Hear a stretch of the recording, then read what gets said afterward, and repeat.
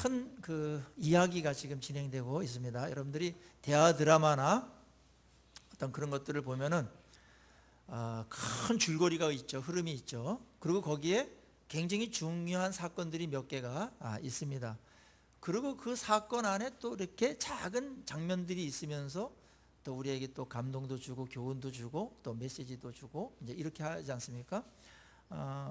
성경의 이야기도 사실은 마찬가지 형태를 띱니다. 자, 사도행전 우리 이제 오늘 10장까지 했는데요. 이때까지 사도행전에서 일어난 가장 굵직한 사건, 가장 중요한 사건 세 가지를 꼽으라면 뭘까요? 첫째는 2장의 오순절 성령 임하는 사건입니다. 성령이 오시면서 새로운 시대가 열리는 거니까요. 그리고 구약에서 그토록 예언했던 그런 성령의 강림하심이 이제 임한 겁니다. 그 다음에 중요한 사건 또 하나 꼽는다면 아마 바울의 그 회심일 겁니다. 9장에서 바울이 회심이 일어납니다.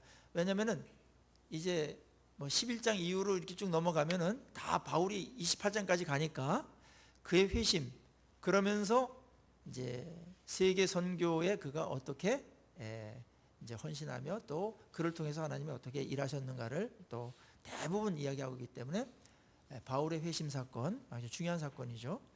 그리고 세 번째 중요한 사건은 오늘 읽은 본문입니다. 이방인 로마 출신입니다. 백부장이죠. 100명의 군인을 거느리는 그런 장교입니다. 이방인 중에 이방인인데요. 거기에 말씀이 임하고 그 다음에 구원이 임하고 성령이 임했다. 이런 겁니다. 왜 이 고넬료 사건이 여기에 이렇게 많이 진술되어 있냐 하면은 고넬료는 이방인인데 거기에 성령이 임하고 그러면서 고넬료를 첫 열매로 첫 문으로 해서 이 말씀이 땅끝까지 전하게 되는 출발점이 되고 전환점이 되기 때문에 고넬료의 이 회심 사건 그 다음에 성령이 임한 사건은 굉장히 중요한 사건이 아닐 수가 없습니다. 자, 앞에서 우리가 20절까지는 이런 내용이었어요. 고넬료가 어느 날 이렇게 하나님의 사자로부터 음성을 듣죠. 그래가지고 그 베드로라는 사람을 청해서 말씀을 듣도록 해라. 그렇게 보여주고 또 베드로도 기도하는 중에 또 환상을 봐요. 참 놀라운 일이 벌어졌습니다. 환상 본 것은 하늘에서 보재기 넷에 이렇게 그 밧줄 비슷한 걸 해서 내려왔는데 거기에 유대인으로서는 먹을 수 없는 그들이 말하는 부정한 짐승들이 거기에 막 있었습니다. 근데 하나님께서 그것을 잡아 먹으라 그랬어요. 그때 저 부정한 거 저는 못 먹습니다. 그랬을 때 하나님께서 내가 깨끗하다고 한 것을 내가 왜 부정하다고 하느냐, 잡아 먹어라. 이렇게 하시면서 그 베드로에게 그 말씀을 주셨어요. 베드로가 그거를 무슨 뜻인가 한참 생각을 한 겁니다. 자, 오늘 이 고넬료라는 이 집안 일가를 주님께서 구원시켜 내시는 또 성령을 주시는 이것을 준비하기 위해서 베드로라는 사람을 쓰십니다. 그런데 성령께서 또 천사들을 통해 가지고 고넬료에게도 그 다음에 베드로에게도 그렇게 다 말했다면은 그냥 천사가 그냥 가셔가지고 그냥 고넬료 집안에서 말씀 전하고 하나님이 이랬다 그리고 성령 확 부어주면 되지 않습니까? 그런데 하나님께서 그걸 다 해놓고 베드로에게 네가 가라. 그 사람들이 왔으니까 너 만나고 거기 두려워하거나 뭐 부정하다 생각하지 말고 너 그 이방인의 집에 들어가가지고 그거 해야 된다라고 말씀을 하는 장면이 우리에게 약간 고개를 갸우뚱하게 만드는 대목입니다. 그리고 하나님께서 그거 다 하시지 아니하고 베드로라는 사람을 또 이렇게 하는 것은 무슨 메시지가 있는가 또 생각하시지 않을 수가 없습니다.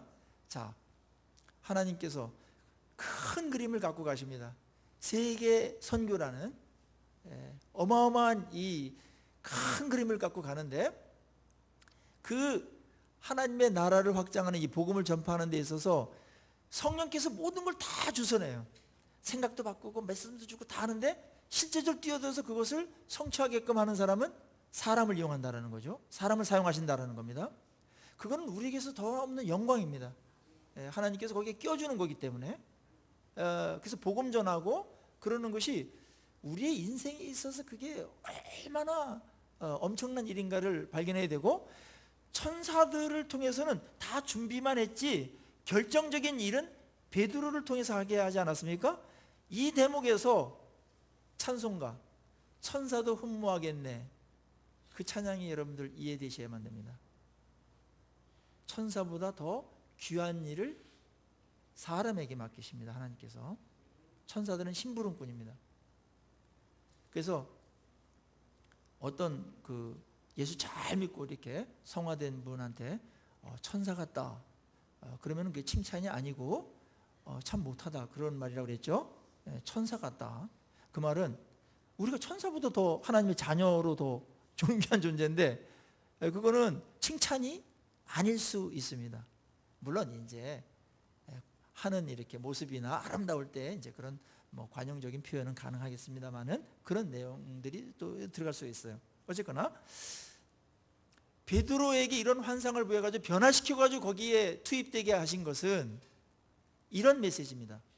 우리가 하나님의 일을 하고 그 다음에 복음을 전하고 전도할 때 그 전도와 그 선교와 하나님 나라를 가장 방해하는 것은 바로 복음 전도자일 수 있다는 사실.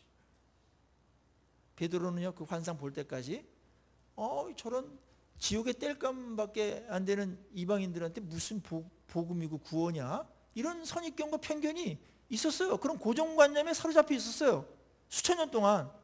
우리가 생각하는 것보다 이거는 훨씬 더 문화적으로 깊이 들어와 있는 문제였습니다. 옛날에 뭐 양반들이 어떤 그런 일반 평민들, 뭐 이렇게 뭐 상사람들을 대하는 그 정도가 아닙니다.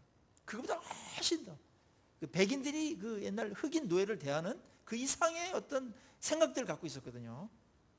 그래서 그들이 뭐 토론했어요. 왜 이방인들을 왜 만들었지? 뭐 그러면서 뭐 랍비들이나 이런 사람들은 지옥의 땔감으로 만들으셨겠지, 뭐 이 정도였거든요.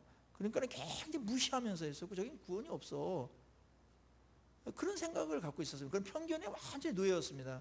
근데 하나님께서 그걸 어떻게 깨겠습니까? 말로 해도 안 됩니다. 그래서 이제 환상을 보여줘가지고, 내가 깨끗하다고 하는데 네가 뭔데 부정하다고 하는가? 입을 탁 막으십니다. 그러면서 이제 고정관념이 좀 내려놓고 편견이 조금 이렇게 벗어나기 시작을 합니다. 우리가 복음 전하는 자로서 하나님께서 우리를 사용하십니다. 예수 믿는 순간부터 우리는 하나님 나라에 어떤 모양으로든지 일꾼으로 복음을 전하는데 어떤 직간접적으로 우리를 하나님께서는 사용하시고 불러내셨죠. 자, 우리가 그것은 큰 축복입니다.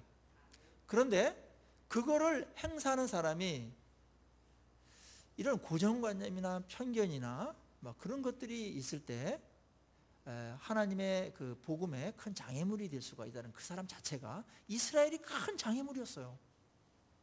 사용하는데 그 사용하는 사람을 하나님께서는 지금 변화시키지 않고서는 이 일을 할 수 없기 때문에 아직 덜 된 이 베드로를 변화시키고 있는 것입니다. 자, 오늘 현실로 돌아와서 한국 교회의 복음 전파를 가장 방해하는 그런 사람들은 누구겠습니까? 이단입니까? 거기도 아주 나쁜 짓 하고 그냥 다 기독교로다가 오해하게 만드는 그런 것도 있기 때문에 가짜가 진짜 행세라고 하는 것을 굉장히 그 방해를 하고 있는 것은 틀림이 없습니다. 무신론자들입니까? 안티크리스찬들입니까? 그들도 물론 어느 정도 방해가 될 수 있습니다. 그렇지만 그거보다 더 결정적인 방해를 하는 분들은 놀랍게도 교인들이라는 겁니다. 복음 전화 보셨죠? 한국에 있는 분들 치고 크리스마스 때나 이럴 때 교회에 한두 번 안 와본 사람이 거의 없습니다. 정말 이건 세계, 미국 빼고서는 유례가 없는 일들입니다. 그리고 어느 기간 동안은 교회에 또 이렇게 다니다가 그만둔 이 가나안 교인들이 많아요. 가나안 교인들, 그 신조죠. 가끔 나오다가 안 나오는 그런 가나안 교인들이 있어요. 그 분들의 얘기는 보면은 교회 자체가 이제 문제가 있어가지고 이제 안 나오고 이제 상처받고 그런 사람들이 있고, 그 다음에 전도하다가 보면은 뭐 어떤 이제 믿는 교인인데 그분 때문에 상처를 받았다든지, 또 심지어는 또 목회자한테 상처받은 사람들도 꽤 있어요. 좀 참 부끄럽게 생각을 하고 뭐 같은 그런 입장에서 할 말이 없습니다. 뭐 아무리 잘하려고 해도 상처 이제 받을 수도 있는 어떤 부족한 부분을, 그거를 염두에 둔다고 생각하더라도 우리가 복음을 전해야 될 자들인데 오히려 나의 그 어떤 모습들 때문에 복음이 방해되어지고 복음의 결정적인 그런 장애물이 될 수가 있다라는 것을 우리가 인식해야 됩니다. 그것이 베드로도 그럴 수 있었다라는 겁니다. 제가 지난주에 어느 한 목사님을 만났어요. 저희 노회에 있는 한 목사님인데 같이 이제 차를 타고 가면서 요즘은 참 한 명 전도하기가 그렇게 어렵다고, 자기 자신 그분 목사님 교회는 이제 그 토요일마다 이렇게 전도팀이 나가서 했는데 몇 년 동안 한 명도 전도된 일이 없다라는 거예요.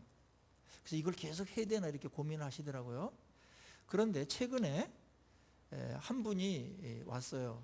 여성분이 한 분이 왔는데, 중년 분이, 미씨 같은 분이 한 분이 오셨는데 이런 말을 하더라는 거예요. 자기가 아주 공허하고 막 뭐 집안에 문제도 있고 그래가지고 뭔가 종교를 가져야 되겠는데 아무래도 불교로 가야 되겠다 그런 생각을 했는데, 꿈에 자꾸 교회가 꿈에 나타나가지고 교회를 찾다가 이 교회 저 교회 하다가 별로 마음에 안 들고, 그래서 이 교회를 왔는데 목사님 말씀도 잘 들리고 참 좋아서 제가 등록을 하겠다고, 이제 몇 주 이제 왔다가 이제 등록하겠다고 그랬대요. 그리고 온 가족들이 다 오기로 그렇게 했다고 그랬다라는 거예요. 그리고 얼마나 기쁘겠습니까, 그죠? 이거보다 더 큰 기쁨이 어디 있겠습니까? 그래서 그러냐고 감사하다면서 이제 막 기도도 하고 잘하셨다고 그러면서 그렇게 했어요. 근데 이제 그 주일날 토요일날 이제 김장을 하게 됐답니다. 이 이제 교회에서.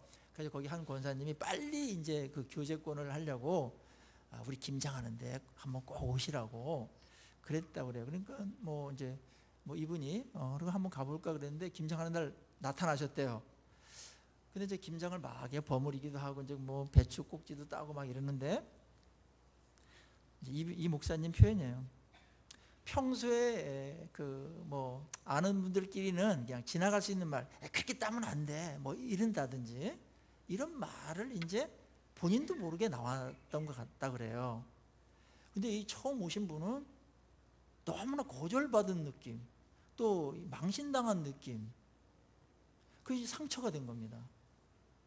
그래가지고 마음에 언짢아가지고 그냥 도중에 김장 그거 이렇게 몇 포기 이렇게 다 싸놨는데 그것도 안 가지고 가버리셨다는 거예요. 그리고 그 다음 주부터 나오지 않았답니다. 굉장히 아파하더라고요. 어떻게 하면 좋겠냐고. 모참한 성도가 한 분이 오셔가지고 또 가족까지 다 나오기로 마음을 먹었는데 그 사소한 부주의 때문에 영원히 저렇게 상처를 받고 교회를 안 나오게 됐으니, 그리고 아무리 문자 넣어도 안 되고 찾아가도 안 되고 이제 그런 일이 생겼다라는 겁니다. 우리가 다른 사람들을 실족 안 하게는 할 수 없지만 실족하게 하는 것은 죄다 그랬죠. 얼마나 우리가 사람들을 잘 대해야 되는지, 배려해야 되는지 교회가 성숙하지 못하면 그분 발로다가 걸어오신 분들도 거기에 적응하지 못하게 하는 그런 일들이 우리를 통해서도 일어날 수 있고요. 그럼 확인이 안 돼요, 어떤 거는. 근데 여기서 확인이 됐어요. 그럼 누가 그 말을 했냐? 이제 거기서 김장하시는 분들이 또 이제 얘기를 한 겁니다. 그래가지고 어떤 한 권사님이 내가 그랬다. 그래서 나도 이제는 뭐이 교회 나오기 힘들다. 뭐 이런 얘기도 또 번지 시험이 막 하는 거예요, 이게. 그래서 뭐 어떻게 말도 못하고 이렇게 뭐 큰 잘못은 아닌데 이제 일이 이제 커졌으니까 이러는 거기 때문에. 야, 그래서 저도 그걸 들으면서 우리 교회는 어떤가 생각을 해보고, 적어도 이 정도의 분위기는 만들어야 되겠다는 생각을 했어요. 누군가 이 사람 구원시키고 싶다, 전도하고 싶다 그러면 우리 교회에 데리고 오면은 마음이 놓인다. 데려오기만 하면 된다. 이 정도의 분위기가 된다면 그래도 건강하고 괜찮은 그런 교회라고 볼 수가 있고 성숙한 분위기가 되는 겁니다. 바울이 어땠습니까? 바울이요, 내가 한 영혼을 얻기 위해서 그에게 종이 된다고 말했고, 한 영혼을 얻기 위해서 내가 율법 있는 자에게는 율법 있는 자답게, 율법 없는 자에게는 율법 없는 자답게, 예? 가난한 사람은 가난한 자답게, 부한 사람도 부한 사람답게, 그렇게 자기를 변신하면서 한 영혼을 내가 얻기 위해서 그렇게 노력한다. 목표는 그 영혼을 얻는 거니까, 그 구원받는 거니까 그 사람에게 맞춰야 됩니다. 그게 성숙한 겁니다. 그게 맞이하는 겁니다. 어떻게든지 사실은 맨 처음에 오시면은 손을 어디다 둬야 될지, 눈을 어디다 둬야 될지 사실은 힘든 거 여러분들도 맨 처음에 다 경험하셨는데 몇 년 지나다 보시면 이제는 그게 다 익숙해져 가지고 이제 뭐 그런 걸 모르시는데, 늘 그런 분의 입장과 시선으로 보시고, 그 다음에 친척이나 뭐 그다음에 가족들 대할 때도 구원받지 않은 분들이 있을 때 어떻게 구원해 낼까 해서 모든 것들을 갖다 초점을 맞춰야 되고, 바울처럼 율법 있는 자에게는 율법 있는 자답게, 얼마나 불편해요. 율법 없는 자에게는 율법 없는 자답게 맞추는 겁니다. 모든 것들을 맞추고 배려하는 겁니다. 그게 성숙함이죠. 오늘 여기에 보면은 고넬료가 그 베드로를 초청합니다. 말씀을 듣기 위해서. 근데 베드로의 이 초청을 두고서 고넬료가 한 것을 가만히 보면 놀라운 일이 벌어져요. 자, 거기 보세요. 어떻게 그 고넬료가 준비했습니까? 거기에 친척과 그 다음에 자기 일가들을 다 불러 모아서 기다리고 있었습니다. 24절 보세요. 이튿날 가이사랴에 들어가니 고넬료가 그의 뭐죠? 친척과 가까운 친구들을 모아 기다리더니 그랬어요. 저는 이 부분이 굉장히 눈에 들어왔습니다. 우리가 하나님의 말씀을 듣는다. 근데 친척들 다 동원한 겁니다. 일가를. 친척들을 다 동원했어요. 그거 쉽습니까? 굉장히 어려운 거예요. 물론 고넬료는 아주 경건하고 구제와 그다음에 기도가 하나님께 상달될 정도로다가 아주 모범적인 그런 삶을 살았기 때문에 이런 것들이 가능했을 수도 있어요. 그리고 말씀에 대한 나 혼자 듣기 너무 아깝고 이분들도 다 구원받아야 된다면서 아마 구원시키고자 하는 그런 열정이 그 고넬료에게 넘쳤던 것 같습니다. 그래가지고 친척들 다 이렇게 불러 모았습니다. 가족도 데려나오기 어려워요. 한 명 데려나오기도 어렵지 않습니까? 가족들 얼마나 어려워요. 이 가족들 계속 섬겨야 됩니다. 섬기고 그에게 다 맞춰야 됩니다. 뭐 내가 할 수 있는 거 다 하면서 구원하고 뭐 그렇게 한다? 그거는 이루어지기 어려워요. 그거 위해서 다 양보하는 겁니다. 저도 이제 하나의 제가 양보하는 기준이 있어요. 우리 성도들한테 뭐 할 때 양보하는 기준, 그건 뭐냐면 말씀에 회방이 안 되도록 하는 거. 어떤 일 할 때 내가 이렇게 하면은 말씀에 회방을 받겠다. 말씀 자체 회방이 되겠다. 그럼 그 영혼이 시들시들해지고 굉장히 그 영적인 그런 굶주림 때문에 영양실조에 걸려가지고 어려워지거든요. 그래서 저의 기준은 한 가지예요. 성도들을 대할 때 말씀이 은혜가 되도록 하는 거다. 그래서 저랑 관계가 좀 나빠지거나 그러면은 제가 또 뭐 이상한 짓 하거나 뭐 어떤 뭐 덕이 되지 않는 일 하거나 뭐 죄를 저지르거나 그러면은 말씀을 받아들이는 분들이 그 아무리 옳은 말 하더라도 지나 잘하지 뭐 이렇게 할 수 있기 때문에 그 설교 당신에게나 하시오. 그럴 수 있지 않습니까? 그럼 은혜가 안 되는 거예요. 이게 굉장히 어려운 거예요. 그래서 이게 혹 제가 무슨 이제 부족함이 있더라도 여러분 그렇게는 받아들이지는 말아 주십시오. 제발. 저도 잘 할 테니까. 근데요, 친척들을 데리고 나왔다는 거예요. 고넬료가. 근데 이 사람도 바쁜 사람이에요. 그리고 이방인이에요. 그리고 뭐 베드로가 뭐 기독교 내에서만 좀 유명하지 뭐 로마에서 봤을 때는 뭐 하나의 그냥 촌부에 불과한 뭐 평민 아닙니까? 어부 출신이고 뭐 그 사람이 뭐 이렇게 말씀을 전할 때 강연회 할 때 다 모일 뭔가 스펙이 있습니까? 뭐가 자리가 있습니까? 뭐 권위가 있습니까? 근데 친척들 다 가자 이렇게 불렀고 그 다음에 가까운 친구들도 불렀다 그랬죠. 친구들. 근데 이 친구들이 그 고넬료 백부장의 친구들은 주로 누구겠습니까? 가까운 사람들이? 예? 장교들이죠. 로마 장교들입니다. 장교들 수북하게 이제 모여 있는 겁니다. 이 정도의 동원력이 있는 사람이라면 평소의 삶이 보통 해가지고는 안 된다는 생각이 들고 그냥 끈질기게 끊임없이 아마 이들에게 복음을 얘기하고 그랬던 것 같아요. 그리고 삶으로도 보여줬던 것 같습니다. 능력입니다. 그래서 하나님께서 이런 사람의 집을 통해서 세계 선교라는 그런 문을 활짝 열어 제끼는 거죠. 엄청난 아주 이 구속사에 엄청난 그런 쓰임을 받는 사람이 또 이제 고넬료가 되는 겁니다. 자, 우리는 이제 복음을 전하는 자로 내가 원하든 원하지 않든 인식하든 인식하지 않든 우리는 하나님의 자녀이고 하나님의 백성이고 선교적인 부르심을 다 받은 거예요. 인정하든 안 하든 부름 받은 거예요. 그래서 우리가 누굴 만나든지 선교적인 관점으로 일단은 봐야 됩니다. 누굴 만나든지 뭐 그것이 취미든지 무슨 동아리든지 직장인들이든지 거기에 무슨 할 일들이 있어요. 그거 충실하게 하세요. 그러면서 우리는 그 관점으로만 보면 안 돼요. 이분들을 어떻게 구원해낼 수 있을까? 어떻게 복음을 전할 수 있을까? 이런 마음이 있고 또 기도로 나와야 되고 또 기회 있을 때 기회를 만들어서 저 좋은 기회를 만들어서 복음을 전한다든지 또 교회로 인도한다든지 이런 일들이 이제 우리 일상이 되어야 되는 것입니다. 고넬료는 이 부분에서 있어서 참 우리에게 귀감이 돼요. 이방인인데 어떻게 이렇게 할 수 있을까? 네.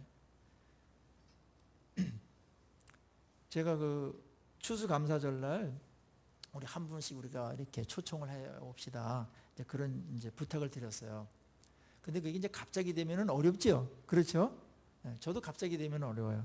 그래서 이제 우리가 이제 경험을 했기 때문에 지금 은혜 받을 때부터 내년 추수감사절 때 내가 몇 명 내가 이렇게 이런 마음으로 다 섬기고 또 기도하고 그래서 그날 복음을 듣도록 이렇게 고넬료가 친척이나 친구들 이렇게 불러 모은 것처럼 그렇게 해야 되겠다. 그런 거룩한 그런 또 다른 목표가 또 대인관계에서 그런 거룩한 그런 여러분의 부담감이 있기를 주의 이름으로 소망합니다. 이거 있어야 됩니다. 그러면요 그런 마음이 있는 순간 그건 굉장히 축복된 마음이잖아요. 그러면은 자기 삶이 경건해져요. 아니 전도해야 되는데 뭐 아무렇게나 살면 되겠습니까? 다 참고 그냥 쓸개 빼놓고 간 빼놓고 다 사는 거지. 그래야 전도가 되는 겁니다. 전도를 포기하면은 멋대로 살게 돼 있어요. 고넬료가 그렇게 했던 것들 우리도 한번 해보는 겁니다. 그래서 1년에 한 번 하니까 기껏 했는데 그날따라서 또 일이 생기고 막 그런 일이 많아져요. 가려고 그랬었는데 무슨 일이 있어가지고 그래가지고 또 1년 농사 이제 다 흉작이고 거둘 게 하나도 없고 그러면 좀 허망하지 않습니까? 그래서 내년에는 이런 기회를 좀 더 만들려고 합니다. 그래서 어저께 우리 비전회의에서도 같이 결정을 했는데 5월 달이 가정의 달이지 않습니까? 가정의 달 이제 그 가족과의 대화, 부모와 자녀와의 대화, 뭐 그다음에 부부와의 대화, 그다음에 대화법 이런 거는 공통된 분모니까 감사도 공통된 분모고 다 우리가 필요한 거 일반적인 면에서 필요한 것이고요. 삶의 질을 결정하는데 이 대화를 어떻게 하느냐가 결정적이거든요. 그래서 제 주변에 이거를 잘할 수 있는 적절한 사람이 누군가 봤더니 KBS의 그 아나운서들이 잘할 것 같아요. 그래서 이제 제가 KBS의 그 아나운서, 뭐 송현주 아나운서 이런 분들 믿음도 좋으시고 성숙돼 있거든요. 그래서 제가 부탁을 했어요. 우리가 이후 초청을 해가지고 이걸 하는데 그 대화법도 하지만은 또 복음도 섞어가면서 그렇게 해줄 수 없냐 그랬더니 그렇게 하겠다고 약속을 받아냈습니다. 그래서 한 번으로 하지 말고 한 2번 정도. 한 번 하면 그날 무슨 일 생기면 끝이야. 그동안 많이 공들였던 게 다 끝이야. 그럼 또 어려우니까 또 사탄도 방해도 하잖아요. 뭐 그날따라 유난히 또 바쁘게 한다든지 막 이런 일이 생길 수 있단 말이에요. 그래서 2번 정도. 그러면 한 번, 나 바빠서 못 나가요. 그런 사람들도, 그래, 이번 주 바쁘면 다음 주도 있다고 이렇게 해가지고, 이제 도망가지 못하도록 그렇게 해서 하려고 그럽니다. 미리 이런 마음들을 갖고 여러분들이 이 땅에서 할 일이 있다라는 거. 아주 다른 사람들을 복되게 하고 다른 사람에게 인생을 송두리째 아주 축복으로 바꿀 수 있는 그런 일을 여러분들이 할 수 있다라는 거. 그게 얼마나 존귀한 겁니까? 고넬료는 그 가치를 알았어요. 그래서 사람들을 다 모아놓고 기다렸습니다. 저는 그 사람들을 모으기까지 고넬료가 얼마나 많은 수고를 했을까? 얼마나 많이 엎드려 기도했을까? 얼마나 그들에게 다 맞춰줬을까? 그 생각을 하면서 경의를 표합니다. 사람들을 데리고 오셨다는 것은 그 사람의 삶을 반영하는 것이에요. 아직까지도 사람들 한 명도 못 데리고 나왔다. 자랑은 아닙니다. 그것은 한번 진정성 있게 나의 삶을 점검 한번 해보셔야 돼요. 그리스도인들로서 성령을 받은 사람으로서 구원의 축복과 하나님을 경험하는 사람으로서 그런 일이 오래 계속된다? 정상 아닙니다. 그럴 수 없습니다. 우리 그거 불편한 진실이지만 얘기해야 돼요. 그리고 예배 시간에 말씀을 들으시면서 저도 마찬가지지만 부끄러움을 많이 느끼셔야 돼요. 이래야 되는데 하면서 그러면서 조금씩 한 발자국씩 한 번씩 가는 겁니다. 그게 성숙입니다. 다 된 것처럼 있으면 절대로 안 됩니다. 나는 말씀을 너무나 많이 들었다. 그거로 만족하거나 그러면 안 됩니다. 우리는 아직 너무나 많은 부분에 있어서 부족하고 많이 더 성숙해야 되고 보완돼야 되고 갖춰가야 됩니다. 인생이 얼마나 면들이 많습니까? 예배 때 한없는 부끄러움을 느끼셔야 됩니다. 저도 마찬가지입니다. 말씀을 대하면서 말씀은 거울이니까 이 정도밖에 안 되는구나. 하나님께서 원하시는 부분은 여긴데 여기까지밖에 안 되는구나. 그러면서 또 하나님 제가 부족합니다. 또 한번 일어나서 또 하겠습니다. 성령을 부어주십시오. 이렇게 하면서 또 가고 하는 게 하나님을 영화롭게 하는 것이고, 하나님은 우리가 성숙하고 또 하나님 말씀에 어떻게든지 부족한 상태에서도 이렇게 하려고 시도하고 하는 그런 순종하려는 그런 마음을 갖고 할 때 하나님이 영광을 받으시는 줄로 믿습니다. 이거 없고 다른 거로 때우려고 하지 마세요. 여러분들 자기 위로로다가 여러분들 예배를 드리면 안 됩니다. 그거는 종교 유의에 지나지 않습니다. 여러분, 하나님께서 원하시는 것은 내가 변하는 겁니다. 말씀으로. 그 핵심적인 일을 다른 거로 때우면 안 됩니다. 다른 봉사로 때운다든지 헌금으로 때운다든지 주일에 한번 예배를 드리는 것으로 내가 하나님의 백성으로 하나님의 자녀로 이 어마어마한 부르심 앞에서 본질적인 부분들을 애써 외면하면서 모른 척하면서 지나가는 것은 자기 기만입니다. 이제 정면으로 직면하셔야 됩니다. 말씀 앞에. 여기서 왜 고넬료를 등장시켰겠습니까?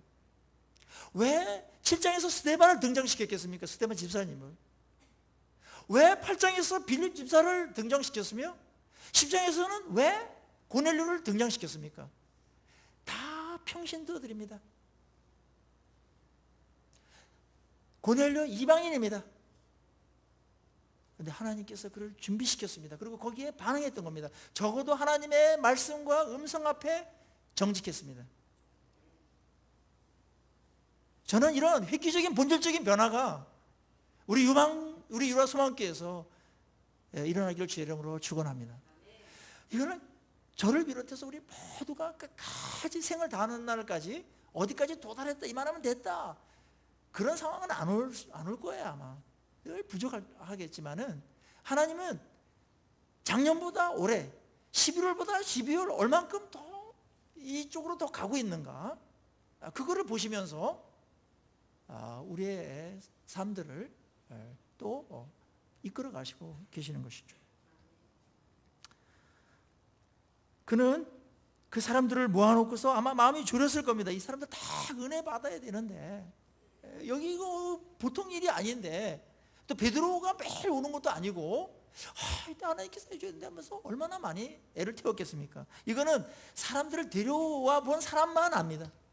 예배가 잘 드려지지 못합니다. 그 정도로다가 뭐 그건 잘하는 건 아니지만은 그 사람이 은혜 받아야 되는데 하는 그런 마음이 있는 거죠. 베드로가 들어오자 그 발 앞에 막 엎드렸습니다. 자존심이 뭐고 다 내려놨습니다. 어떻게 로마의 그런 그 지배하는 그런 각 지역 그 대장 역할을 하는 뭐 백부장 정도면 엄청난 권한이 있는 겁니다. 그런데 베드로가 들어오자 거기 발 앞에 엎드렸습니다. 굉장히 정중하게 모시고 있는 거죠. 근데 베드로는 말렸습니다. 나를 경배하지 말라고, 나도 인간이라고 그렇게 하면서 그 존중심은 받아들이지만은 과하게 그렇게 하는 거에 대해서 말렸습니다. 아마 문선명이나 뭐 이런 사람이 이런 대접받았다면 아마 오냐하고서 받았을 것인데, 베드로는 그렇게 하지 않았습니다. 본인도 하나님께 쓰임 받는 한 사람에 불과하다. 그렇지만 단 말씀을 전하러 왔기 때문에 이제 말씀을 높이는 그런 차원에서 그렇게 표현을 했던 것 같아요. 그리고 이제 베드로가 쭉 이제 예수 그리스도에 대해서 설명을 합니다. 예수 그리스도의 사역하심, 그다음에 예수님의 죽으심, 부활하심, 그다음에 예수님이 재판장 되심, 그다음에 예수님께서 이방인이든 누구든지 믿는 자는 다 용서해 주신다라는 그런 이제 편견과 선입견 다 깨버린 겁니다. 선민의식 다 깨버린 겁니다. 그 세계 복음화를 막는 그 아주 장벽을 다 허물어뜨린 상태에서 하나님께서 여러분들도 사랑하고 누구든지 이방인이든지 누구든지 이스라엘 백성 이외에도 하나님께서 부르시고 구원해 내신다라는 것을 이렇게 깨달았다 하면서 복음을 전했습니다. 이 설교가 막 부어지고 있을 때 그때 놀라운 일이 벌어졌습니다. 그게 44절이죠. 베드로가 이 말할 때입니다. 이 말할 때 설교가 막 진행이 되고 있을 때 어떤 일이 벌어졌습니까? 성령이 말씀을 듣는 모든 사람에게 내려왔습니다. 성령이 이방 거기에 막 놀랍게 임했습니다. 베드로와 함께 할례받은 그런 신자들이 이방인들이 성령 받은 것을 보고서 굉장히 놀랐어요. 아니 이방인들에도 성령이 임하나? 같이 따라온 그 몇 명이 있었거든요.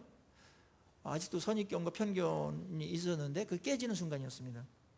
그리고 오순절에 일어났던 그런 놀라운 그런 성령의 임함이 이 이방 땅에서 이방인의 집에서 똑같이 제2의 오순절이 지금 부어지고 있는 겁니다.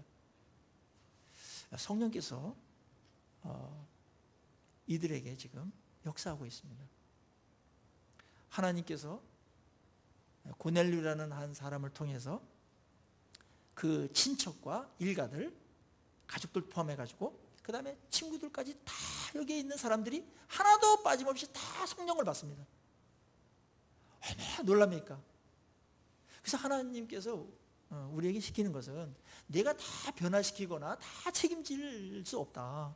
단순히 너는 기도하면서 이런 기회를 제공하면 된다. 그건 우리가 해야 되는 일이고, 그럼 성령께서 알아서 이렇게 해 주시겠다라는 겁니다. 여러분, 어떤 분들을 구원해내고 또 그 다음에 교회로 인도하고 할 때 그게 쉬운 일이 아닙니다. 요즘 같은 세상에서는 참 쉽지 않아요. 부흥이 막 일어날 때는 그냥 뭐 나 왜 교회 안 데리고 가냐 뭐 이런 사람들도 있어요. 왜 딴 사람만 데리고 가고 왜 나를 안 데리고 가 그래? 나 상처받았어 막 이런 사람들도 있어요. 지네들끼리만 좋은 데 가고 막 이러면서 오는 사람도 있거든요. 근데 지금은 평판도 좀 나쁘고 옛날과 같지 않아요. 그러면 우리는 여기서 위축될 수가 있는데, 여러분 그것 때문에 합당한 핑계거리가 됐다고 그래가지고 그걸 안 하는 것은 얼마나 잘못 대처하는 겁니까?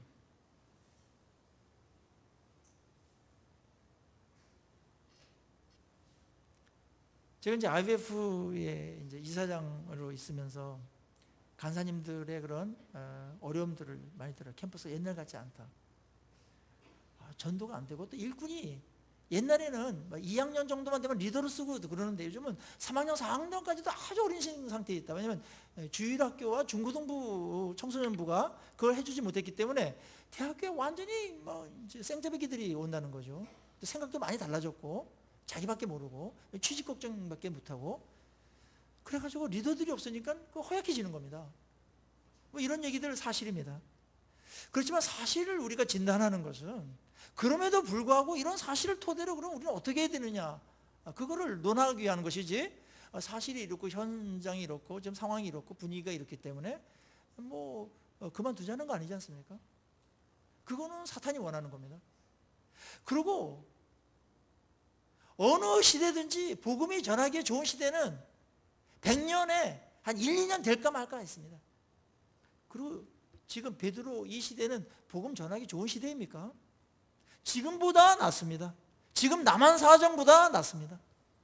뭐 평판이나 그 적대적인 세력이나 구조적인 그런 부분에 있어서 한국교회가 아무리 지금 힘들다고 하더라도 좀 연약하고 뭐 이렇게 본의되지 못하는 그런 부분이 있을지라도 이 시대만큼 모든 구조적인 정부적인 뭐 이런 사회적인 그런 압박과 그 정도는 받지 않지 않습니까? 여기서 나가 떨어지면 안 됩니다. 그럴수록 더 기도해야 되고 더 우리는 옛날에 부흥 때보다도 한 명을 구원하기 위해서 더 많은 시간들을 필요로 할 수밖에 없습니다. 여러분 주변을 돌려보십시오. 절망적이지 않습니다. 전도한 사람들은 된다고 그러는데 전도 안 한 사람들이 안 된다 그러는 거예요. 제 주변에도 보면은 고넬류처럼 있잖아요. 믿지 않을 것 같아요. 그 사람이 뭐가 부족합니까? 로마 장교고 이탈리아 사람이 돼. 그러니까 병사들은 로마 혈통이 없어도 괜찮아요. 용병들이 많았지만은 장교는 로마 혈통이 있어야 돼요. 그 자긍심이 로마 혈통이라는 그 로마 시민권을 가진 자긍심이 하늘을 찔렀습니다. 그런 백부장도 변화가 됐죠. 하나님께서 성령을 통해 가지고 다 이렇게 만진 사람들이 많아요. 그래서 딱 따기만 하면 되는 사람이 있고 지발로 걸어오는 사람들도 있어요. 제 주변에도 그런 사람들이 지금 많이 사귀는 사람들이 있는데 믿지 않는 분들 보면은 교회를 비판하고 교회 평판이 나쁘다는 게 이게 통계로 나와 있는데 이게 진짜 현실적으로 얼만큼 그 실제적인 상황인가 의아해할 때가 많습니다. 그리고 아무리 악하더라도 세상이 악하고 평판이 나쁘더라도 하나님께서 구원시킬 자들을 성령께서 이런저런 좋은 사람들도 만나고 또 상황도 만들고 또 마음에 또 고민도 되고 뭐 허하게 만들고 이렇게 하셔가지고 구원시키려는 그런 작업들을 많이 하고 계시다라는 거 꼭 기억하시고 용기를 가지시기를 바랍니다. 아직 구원의 끝자락이지 끝은 아닙니다. 여기서 그만두면 안 됩니다. 너무나 짧지 않으면 120밖에 안 되는데요. 우리의 책임은 다음 세대까지 부흥이 계속 될 수 있도록 하는 데까지가 우리 책임입니다. 그거 하시고 소천하셔야 돼요. 그거 못하면 내 신앙만 잘 지키고 갔다 그것도 쉬운 일이 아니죠. 그것도 잘하신 거지만은 역사적인 그런 책임을 우리가 또 져야 되고 소명이 있어야 됩니다. 아브라함의 믿음 오늘 중고등부 예배할 때도 했지만 아브라함은 먼 미래까지 내다보면서 다음 세대 그 다음 세대까지도 내다보면서 사라의 그 장지를 이방인 땅에다가 많은 대가를 지불하면서 확보합니다. 이 땅 하나님께서 우리에게 주실 것이라고. 그러는 이제 상징적인 그런 것들을 대가를 지불하고 만들었죠. 믿음입니다. 교회 안팎으로 유쾌한 소리가 그렇게 많이 들리지 않는 건 사실입니다. 그렇지만 하나님께서 교회를 버리셨거나 촛대를 옮기지 않으셨습니다. 아직도 이런 일들은 열려 있고 생각지도 않은 그런 고넬료와 같은 사람을 통해서 이런 일들을 하시고 또 하나님의 말씀이 부어질 때 또 하나님께서는 거기에 성령을 내리시고 부흥이 일어나게끔 하면서 전혀 구원에서 제외됐던 생각지도 않았던 그런 열방과 세계를 향해서 또 하나님께서는 어떤 통로를 만드셔가지고 루트를 개척하셔가지고 그 일들을 하시고야 마시는 하나님이라는 거 꼭 기억하시기를 바랍니다. 일단 우리의 마음의 결단이 중요합니다. 내 생애를 통해서 이제 올해는 허탕 쳤다. 뭐 허탕이 아닐 수도 있습니다. 많은 사람들이 기도하고 있다면 그것은 과정에 불과한 거기 때문에 과정으로 좋은 겁니다. 그 마음을 가지셔야 됩니다. 나를 통해서 이제 몇 명, 내 생애 동안에 몇 명, 나는 주께를 인도했으면 좋겠다. 이런 감동을 받으시고 새로운 목표를 가지십시오.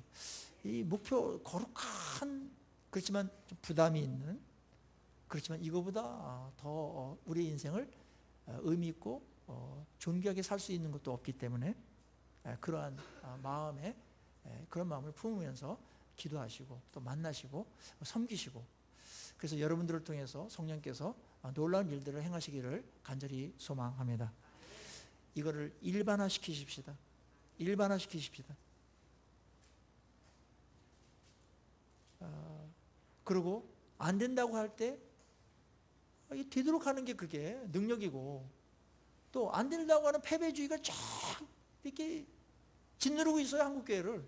그때 어느 작은 교회라도 거기는 복음이 전해져서 구원받는 사람들이 날마다 있고 매주마다 있고, 그리고 거기에 상처받았던 이렇게 가난한 그런 교회를 떠났던 사람들이 다시 돌아와가지고 회복하고 은혜를 받고 일꾼이 되고 하는 그런 일들이 작은 교회에 있지만 거기에 벌어졌을 때 그 파장은 엄청나게 일어나는 겁니다. 오늘의 한국교회는 비판하는 사람이 필요하지 않습니다. 문제를 정확하게 찍어내는 사람 별로 필요하지 않습니다. 다 압니다. 뭐 사건이 어떻다 진단하는 거 그 별로 필요하지 않습니다. 이제 일이 되게 하는 사람이 필요합니다. 하나님의 일꾼은 그럼에도 불구하고 하나님의 능력과 성령을 힘을 얻어서 일이 되게 하는 사람입니다.